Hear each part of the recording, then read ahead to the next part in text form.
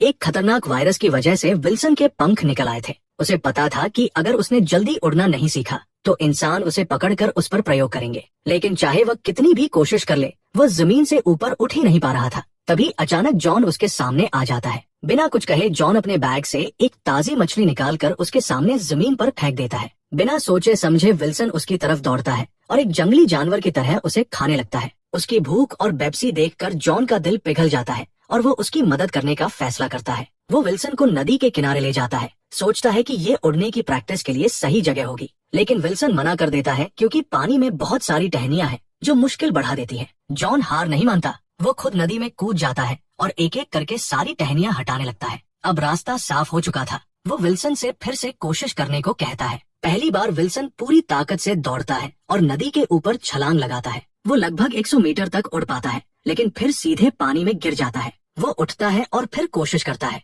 इस बार वह थोड़ा और दूर उड़ता है, लेकिन फिर से पानी में गिर जाता है। जॉन उससे कहता है, अब तुम एक पक्षी जैसे हो, अपने पंखों को अलग मत समझो, ये तुम्हारा ही हिस्सा है। ये सुनकर विल्सन अपने पंखों को एक नए नजरिए से देखता है और फिर से कोशिश करने का फैसला करता है। इस बार वो एक ऊंचे पेड़ पर चढ़ जाता है और बिना सोचे सीधे नीचे कूद जाता है। जॉन डर जाता है, उसे लगता है कि उसका दोस्त जमीन पर गिर जाएगा, लेकिन वो गलत साबित होता है। इस बार विल्सन पहले से भी ज्यादा ऊंचा और दूर उड़ता है। अब वो सिर्फ उड़ ही नहीं रहा था, बल्कि अपने उड़ने पर पूरा नियंत्रण भी पा चुका था। जॉन उसे ढूंढने के लिए दौड़ता है, लेकिन तब तक विल्सन एक आजाद पंछी बन चुका था। आखिरकार उसने खुद को स्वीकार कर लिया था। कुछ ही दिन पहले जब जैक अपने पिता के साथ ट्रैफिक जाम में फंसा हुआ था, तभी उनके सामने खड़ी एक मेडिकल वैन से विल्सन अचानक बाहर निकल आता है और सब पर हमला करने लगता है। बाहर खड़े लोग डर के मारे तुरंत अपनी अपनी गाड़ियों में वापस घुस जाते हैं। ये साफ नहीं होता कि वो हमला करने वाला इंसान है या जानवर। उसके पैर जानवर जैसे हैं और एक हाथ की जगह पंख है।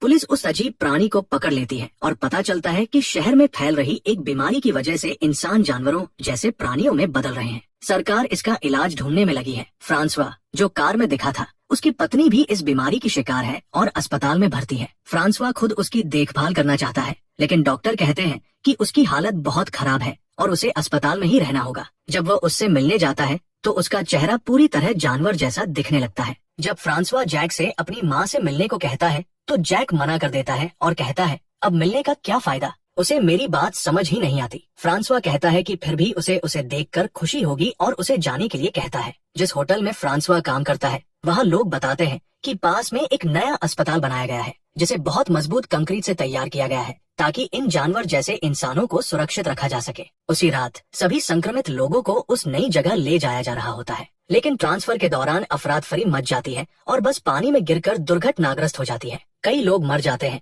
और कई लापता हो जाते हैं। उसी रात जैक को अपने घर की खिड़की पर एक अजीब आकृति दिखाई देती है, लेकिन जब वह दोबारा देखता है तो वहाँ कोई नहीं होता। वह इसे अपना वहम समझ लेता है। जैसे ही फ्रांसवा को हादसे के बारे में पता चलता है, वह तुरंत वहाँ पहुँचता है और अपनी पत्नी के बारे में जानकारी मांगता है। हैरानी की बात यह होती है कि पुलिस अधिकारी उसे बताता है कि उसकी पत्नी न तो मरी हुई लोगों में है और न ही बचने वालों में, वो लापता है। इसके बाद हम जैक को स्कूल में रस्साकशी खेलते हुए देखते हैं। वो अकेले ही दूसरी टीम को कुछ ही मिनटों में हरा देता है, जिससे उसकी असामान्य ताकत का पता चलता है, जिसे वो खुद भी नहीं समझ पाता। इसी दौरान उसका एक नाखून टूट जाता है। घर जाते समय उसका दोस्त उसे शुक्रवार की पार्टी के बारे में पूछता है, जिसमें जाने का जैक का मन नहीं होता। जब जैक घर पहुंचता है तो उसे लगता है कि उसकी रीढ़ की हड्डी थोड़ी बाहर निकल रही है। वह डर जाता है और सोचने लगता है कि वह भी जानवर में बदल रहा है। घबराकर वह नहाने दौड़ता है, लेकिन ये कोई ऐसी चीज नहीं थी जो पानी से धुल जाए। इसी बीच फ्रांसवा सुपरमार्केट में उसी पुलिस अधिकारी से मिलता है।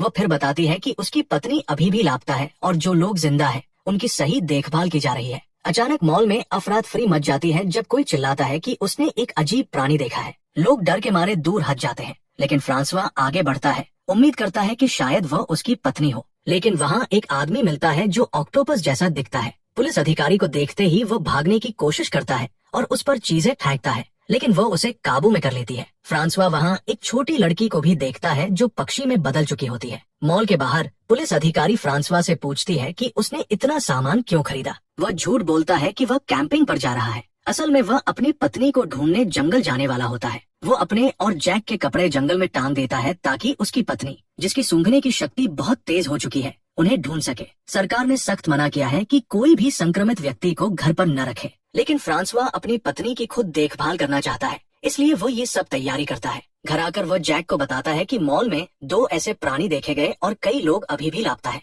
उसे लगता है कि जैक की माँ भी उनमें से एक है। वह जैक को भरोसा दिलाता है कि वे शुक्रवार को जंगल में जाकर उसे ढूंढेंगे। लेकिन उसी दिन जैक को एक लड़की ने पार्टी में बुलाया होता है। फ्रांसवा उसे जाने की अनुमति देता है, लेकिन कहता है कि वह रात 8 बजे तक घर लौट आए। पार्टी में सब मजे कर रहे होते हैं, तभी जैक को चक्कर आने लगते हैं। एक लड़की उसे दवाई देती है, लेकिन वह उसे निगलने के बजाय कुत्ते की तरह चाटता है। इसके बाद वह बिना डर के जंगल की तरफ चला जाता है। अगली सुबह जब वह उठता है तो खुद को जंगल के बीच पाता है। उसे लगता है कि उसके गले में कुछ फंसा हुआ है और वह जल्दी से घर लौटता है। उसके होंठ और रंग बदलने लगते हैं। जब उसका पिता उसे देखने आता है तो जैक दरवाजा बंद कर देता है और अपने गले में हाथ डालकर एक पंख बाहर निकालता है। अब उसे सच्चाई समझ आ जाती है, वह भी बदल रहा है। बाद में वह अपने पिता और उनके कुत्ते के साथ जंगल में अपनी माँ को ढूंढने जाता है। वह जोर जोर से उसे पुकारता है, लेकिन कोई नहीं मिलता। थककर वे सो जाते हैं। रात में उनका कुत्ता भौंकने लगता है और एक पेड़ की ओर दौड़ता है, जहाँ एक बंदर जैसा व्यक्ति बैठा होता है।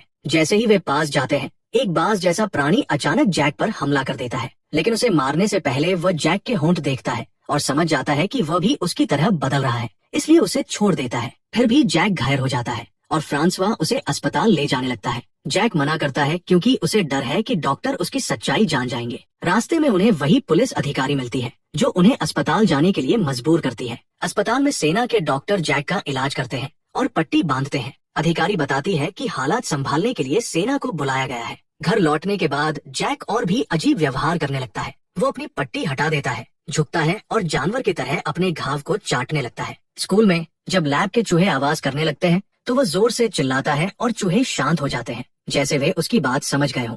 बाद में जैक नदी के पास जाता है और कच्ची मछली खाता है। एक औरत उसे देख लेती है, लेकिन वह तुरंत भाग जाता है। वहीं उसे फिर वही बाज जैसा आदमी मिलता है जो उड़ने की कोशिश कर रहा होता है, लेकिन बार बार गिरकर घायल हो रहा होता है। जैक उसे एक कच्ची मछली देता है और उससे बात करता है। वो आदमी बताता है कि वह पक्षी में बदल रहा है और उड़ना चाहता है, लेकिन बार बार गिर जाता है। जैक उसे एक सुरक्षित जगह के बारे में बताता है और उसे वहाँ ले जाता है। वो तालाब के पास की सारी टहनियाँ साफ करता है और कहता है कि वो यहाँ आराम से उड़ने की कोशिश कर सकता है और अगर गिरा भी तो पानी में गिरेगा और उसे चोट नहीं लगेगी। इसी दौरान फ्रांसवा के रेस्टोरेंट में अचानक एक जानवर जैसा आदमी हमला कर देता है और सीधे फ्रांसवा पर झपटता है। इस अफरातफरी में फ्रांसवा देखता है कि वहाँ एक और ऐसा ही प्राणी था जो इस बड़े और खतरनाक जीव को देखकर वहाँ से भाग जाता है। फ्रांसवा सोचने लगता है कि शायद वह भागने वाला प्राणी उसकी पत्नी ही हो सकती थी। वो अभी इसी बात को समझने की कोशिश कर ही रहा होता है कि जिस जानवर जैसे आदमी ने उस पर हमला किया था वो जोर जोर से चिल्लाने लगता है। इससे पहले कि रेस्टोरेंट में बैठे सभी ग्राहक डर जाएं, होटल का मालिक बड़ी शांति से उस प्राणी को चुप रहने के लिए कहता है और हैरानी की बात ये होती है कि वह प्राणी उसकी बात मान लेता है। उस प्राणी के पैरों में जंजीरें बंधी होती हैं, जिसकी वजह से वो जंगल में वापस नहीं भाग पाता और ग्राहकों की ओर बढ़ने लगता है। थोड़ी ही देर में पुलिस वहाँ पहुँच जाती है और उसे पकड़ लेती है। इसके बाद फ्रांसवा पुलिस अधिकारी के साथ जंगल में जाता है ताकि उस दूसरे बड़े प्राणी को ढूंढ सके, लेकिन वहाँ उन्हें कोई नहीं मिलता। इसके बजाय फ्रांसवा को जैक की साइकिल मिलती है। जब वो घर लौटकर हाथ धोने के लिए सिंक के पास जाता है तो वहाँ उसे कुछ टूटे हुए नाखून दिखाई देते हैं। ये वही नाखून होते हैं जो जैक ने तोड़कर फेंक दिए थे। उसी पल फ्रांसवा को सच्चाई समझ में आ जाती है। उसका बेटा जैक भी एक जानवर में बदल रहा है। स्कूल में जैक का एक दांत टूटकर गिर जाता है। जब उसके क्लासमेट्स उसका मजाक उड़ाते हैं तो वो वहाँ से चला जाता है और उस बाज जैसे आदमी से मिलने जाता है। वो उससे बात करता है, उसे उड़ने की प्रैक्टिस करते हुए देखता है और उसके घावों पर बंधी पट्टियों को भी छूता है। बाद में फ्रांसवा जैक से उसके हाथ दिखाने को कहता है। जब जैक मना कर देता है तो उसकी शंका पक्की हो जाती है, उसका बेटा सच में बदल रहा है। जैक भागने की कोशिश करता है, लेकिन फ्रांसवा उसे पकड़ लेता है। जैक विनती करता है, प्लीज डैड, मुझे जाने दो, मुझे मत पकड़ो। लेकिन फ्रांसवा जवाब देता है, नहीं, मुझे पता है तुम्हारे साथ क्या हो रहा है। तुम एक जानवर में बदल रहे हो, लेकिन तुम जो भी बनो, तुम हमेशा मेरे बेटे रहोगे। बस मुझे बताओ कि तुम्हारे अंदर क्या क्या बदलाव हो रहे हैं, ताकि मैं समझ सकूं कि तुम किस तरह के जानवर में बदल रहे हो। जैक बताता है कि अब वह दूर की आवाजें बहुत साफ साफ सुन सकता है और वह अपने अजीब होते जा रहे नाखूनों को लेकर चिंतित है। फ्रांसवा पूछता है कि क्या उसके दोस्तों को इसके बारे में पता है, तो जैक कहता है कि किसी को कुछ नहीं पता। फिर जैक एक दिल तोड़ देने वाला सवाल पूछता है, क्या आप मुझे भी मम्मी की तरह जंजीरों में बांध देंगे? फ्रांसवा कुछ पल के लिए चुप हो जाता है और फिर कहता है, अभी नहीं, लेकिन आगे का मुझे नहीं पता। अगले दिन फ्रांसवा के रेस्टोरेंट में एक पार्टी होती है। जब जैक वहाँ पहुँचता है तो उसके नाखून काफी बड़े हो चुके होते हैं। उसका पिता उसे डांटता है कि उसने उन्हें काटा क्यों नहीं। अपने पिता के इस व्यवहार से आहत होकर जैक अपना नियंत्रण खो देता है